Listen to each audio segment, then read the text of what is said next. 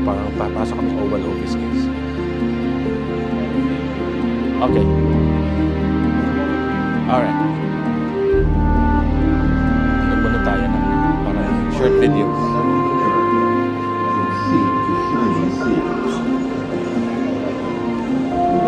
Kami na.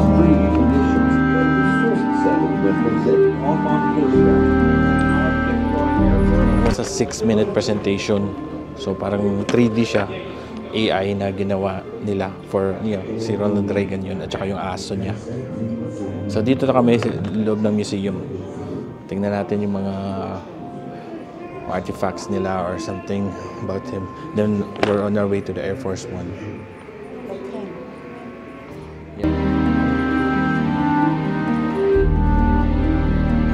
Nasa Pilipinas pa ako, guys, although di ako familiar sa US politics. Marami na ako naririnig about Ronald Reagan. Is one of the best president. Yeah. Like I've said, siya lang ang pinakaunang presidente na galing showbiz. What's that now? Okay, yeah. A dispute between rival unions. And developing his own ideas about how to solve them.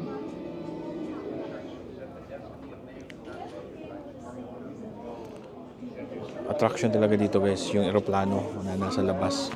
On the way tayo dun sa Air Force One niya. Okay, guys, take a seat stool behind you. Dito tayo sa General Electric. Guys, i-report ko lang today na ang unang cellphone or unang TV na ginawa ng GE ay nalabas na. Yan nire-report ko 1950s. Impressive yun, whatever. Tingnan mo, gusto ko lang ibalita na ang Pilipinas ay talagang marami ng corrupt.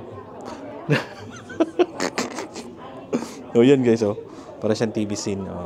Dito sa Ronald Reagan channel, gusto ko lang ibalita na para yumaman tayo, guys, maging contractor tayo. Tour continues. Are you better than where you were 4 years ago? It was better now than 4 years ago. Yan ang pagkaalam ko. Reagan, Bush.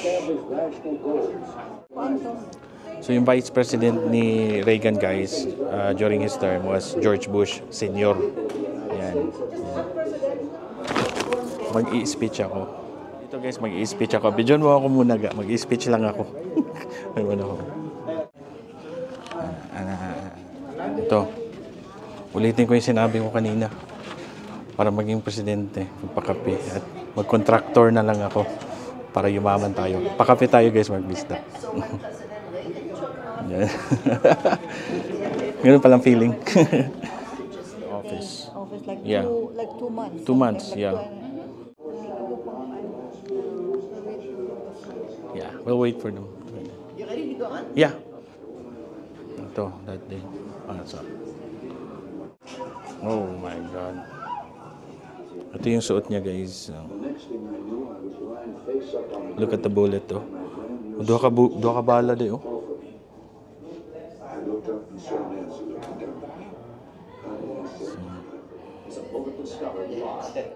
So, ito yung suot niya at ito yung barrel attempted. Tagas ng bala, Ito yung suot niya. Yeah. That assassination. So, kaya ayoko magpresidente. Very risky, di ba? Mag-contractor na lang ako. So, it was a close call, no? Masabi mo, swerte siya. No? Ayan, na-x-ray niya, guys. Tingnan nyo. Tinamaan siya sa lungs. Tapos ito yung baril na ginamit. Napakaliit lang. Liit pa naman. Pero lethal to. Pag pumasok. Nakita ba? Tuloy natin ang tour, guys. Alright. Continue tayo. On the way to Air Force One. Ito Ito yung may... Look at that. Hello, welcome. Hello. Ito yung office niya. Step down. Ganito ang itsura ng office niya pag nasa White House. So welcome to President Reagan's Oval Office. It was very important to the president that the room be exact.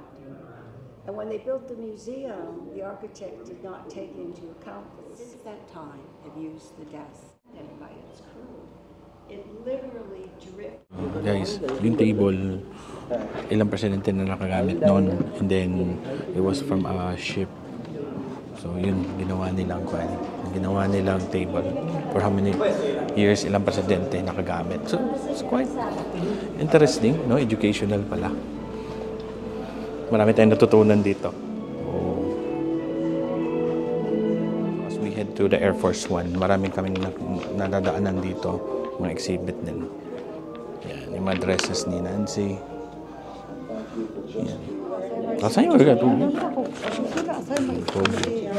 Alam niyo ba guys, muntik na ako maka-apply as caregiver ni Ronald Reagan way back.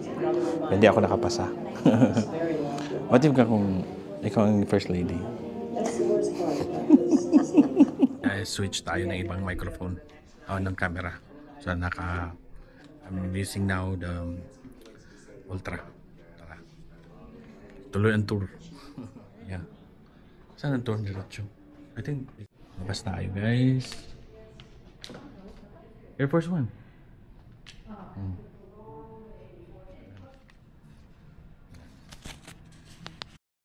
Oga, tara maglaan tayo. So, anong natutunan mo today? Natutunan ko na parepal siya. Siyempre. Malapit na siya. Oo, buntik na siya matigop. Close. Pero narinig mo ba si Reagan before sa Pilipinas? I think so. Hindi mo siya narinig? Wow. Pero narinig ko lahi. Yeah. Not the truth. Okay. So, pasok kami ng Air Force One.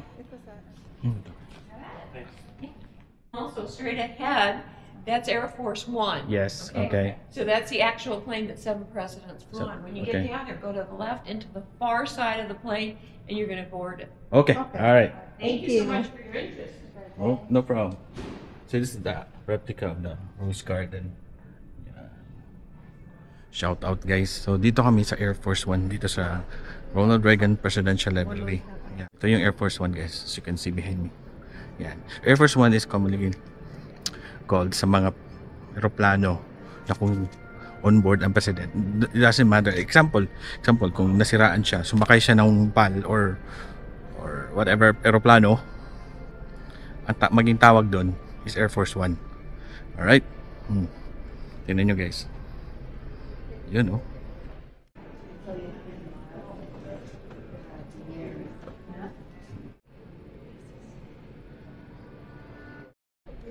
Yeah. Okay guys, so iikutin namin to. Malaki itong museum nyo guys. Malaki itong Presidential Library. Okay guys, nakapasok na kami. Pasok kami sa Air Force One. Pinaka-sikat na aeroplano ng mga presidente. Can you hold this better? Pwede nyo ba? Ito pala yung loob ng airport. Airport. Ng cockpit oh. Ito yung cockpit ng presidente guys. Lip. Nasa loob na kami. So ito yung cockpit guys. Let's go. Kinokontrol ko yung mga makalumang computers. Check out the computers way back.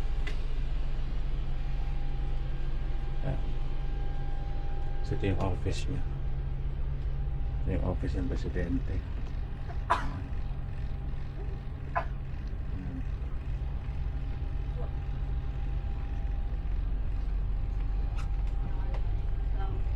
Yan, ang liit pala no. Siya nang narrow na yung plane.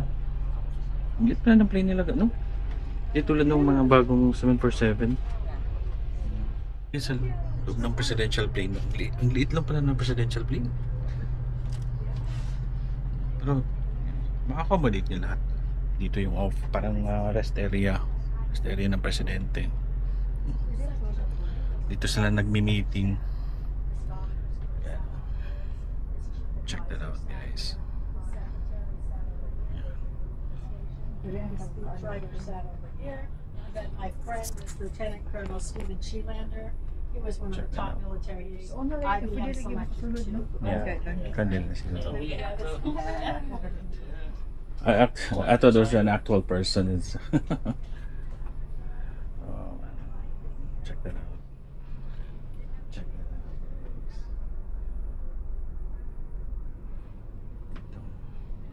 Unfortunately, hindi makaupo. Ito yung mga staff niya. Yeah.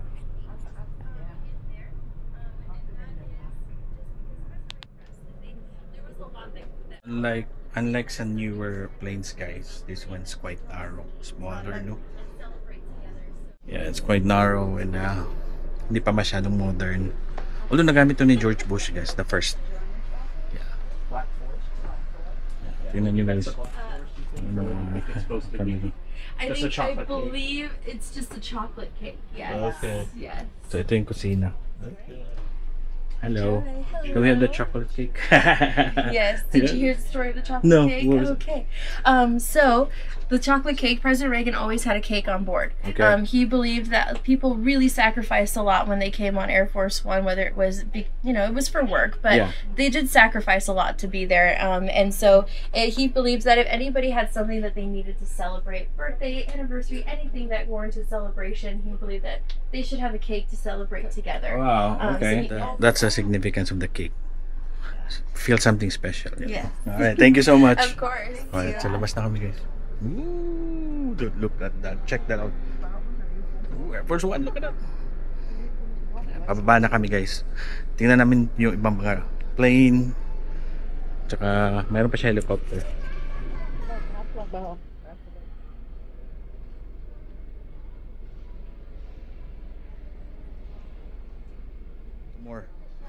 More mga interesting facts here. Not facts. Tingnan natin. Let's go! Dito tayo, guys. Ito yung parang Secret Service nila. Sa Secret Service yata to. Parang sa convoy.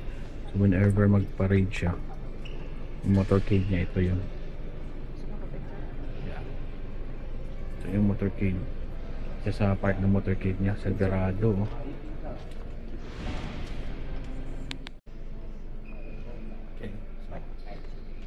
Tuloy tayo dito, guys. Ito yung car niya. This is Reagan's limousine. As you can see, guys. Yeah, bulletproof eh. Ito yung Cadillac, guys. Tala. The Secret Service. Sir. Tara, pasok tayo. All in one. Sulit pala ng cockpit, guys. Sama na, amoy 70s. Pero, see? Liit lang. Ito yung Marine One helicopter ng mga presidente. Basta anything may one. Yan, Air Force One. Yan. Dito tayo pwede umupo. Dito pwede. Po tayo dito.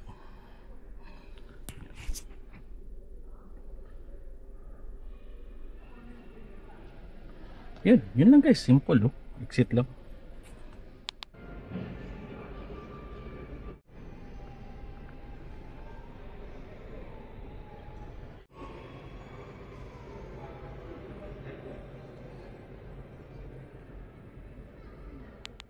So far, naging educational itong aming pagpasyal, no? Kasi marami ka natutunan ni Wifey. Ako rin. Kasi since sa Filipino, hindi tayo masyadong familiar. Pero coming here, Tanan day ang kan. Student life. may certain library. Ay, hindi ko alam, hindi ko familiar. Mo siya tao. I forgot. You have to research.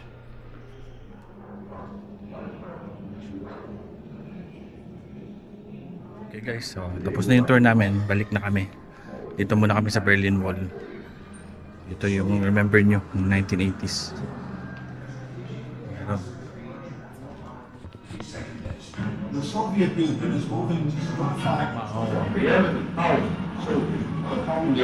If they maintain their dominance over Afghanistan, And then experience. Dami nilang kalaban pero di nila tibay ng US. So parang labyrinth na lang to. Guide mo na, follow mo na lang. Library. Pag ako naging presidente, ano kaya meron ako pag ako naging presidente? Beer house? Siguro beer house sa akin pag ako naging. Damalik man sana beer house.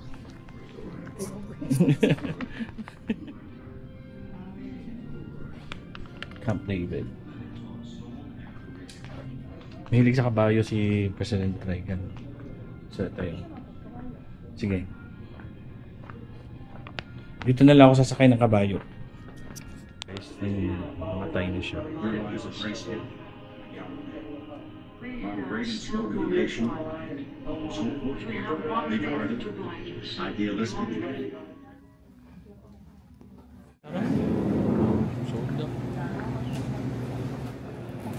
Yeah.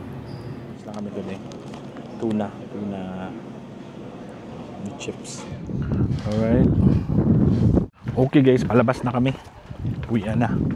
Alright, so it was a fun afternoon. Lamba na miglakaw. May utan. Sally ride guys. Hawa ka plane go. Stealth plane.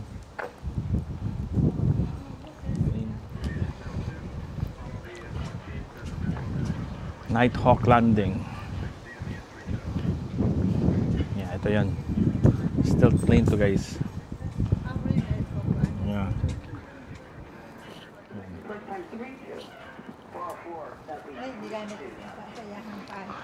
More escort niya sa during his administration. That's the first plane. 8 years, 2 terms. Yeah. So may plane guys. And there's a tank.